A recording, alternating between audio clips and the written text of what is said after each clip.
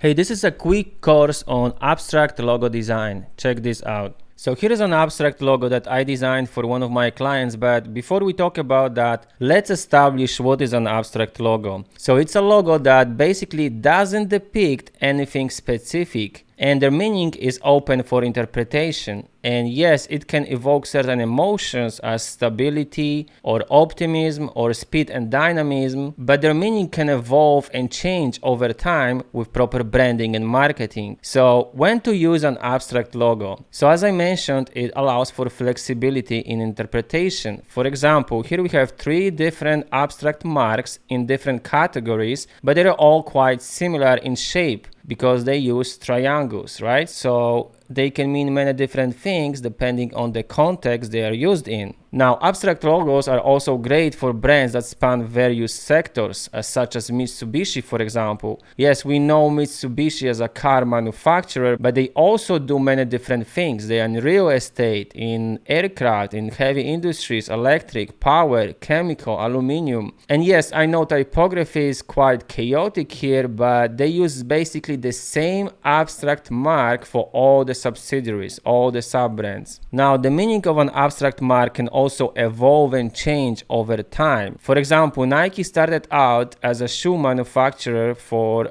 athletes, right? So it stands for speed and dynamism, but their meaning evolved over time, and especially with the tagline "Just Do It," now it became a cultural icon and stands for aspiration and is super motivational. Now, abstract logos can be very unique and memorable. One of the very first abstract logos was the Chase Bank logo that was designed over a half a century ago, and it became so iconic that other brands started following the suit. Now, abstract logos are also very versatile, so they can look good as a huge signage on a building, but they also work great as a tiny little symbol on shopping carts, for example. Now, how to create an abstract logo? For example, we can use some geometric shapes such as circles or squares or triangles or arrows and such. We can also use some organic shapes if it's appropriate for your brand. You can also experiment with lines and outlines, and you can also try to use negative space. For example, this is a logo I designed for CCL while working at Chermayeff and Geismar in New York. Now, here is an example of a logo I designed for one of my clients. So before it was a very generic PD monogram that stands for pretty digital, and now we have this super abstract geometric mark that is built by using just a square and half a square, half a circle. And yes, it can stand for P like Periti, but it's also super abstract at the same time. So here are a few applications, business cards, presentation. Here is how it works on social media, and can be used creatively because it's such a simple symbol. And you can see more on my portfolio. I animated this logo actually. You can see more mock-ups and how it works throughout the identity system. And you can learn more about this brand by checking out the brand guidelines, especially the strategy section. And also check out my other video